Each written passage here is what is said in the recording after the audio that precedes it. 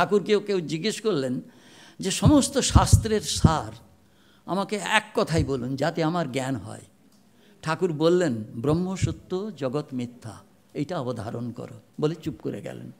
তো এখানেও বলছেন সেই ধর্মের যে সার নির্যাস একবদম একটা শব্দতে কি করে বলা যাবে, সেখানে বলা হচ্ছে দাক্ষিয়, দক্ষতা, ডেক্সটারিটি যাকে আমরা ইংরেজিতে বলি।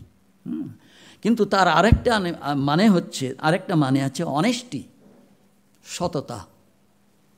এই সততা দ্বারাই দক্ষতা লাভ করা যায়, অসৎ ব্যক্তিরা দক্ষতা লাভ করতে পারে না। এটা স্বামীজি, ঠাকুর সকলে সমস্ত শাস্ত্র বলেছে না, বুজরুকির দ্বারা হয় না। এই ধর্ম বুজরুকি নয়। ঠাকুর বলতেন এখানে বুজরুকি নেই।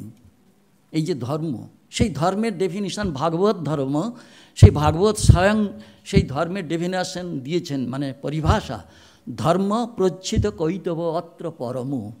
ধর্ম হচ্ছে প্রচ্ছিত, প্রকৃষ্ট রূপেণ উজ্জিত, মানে এলিমিনেটেড, সেখানে কোনো কি কৈতব মানে কপটতা, বুজরুকি নেই।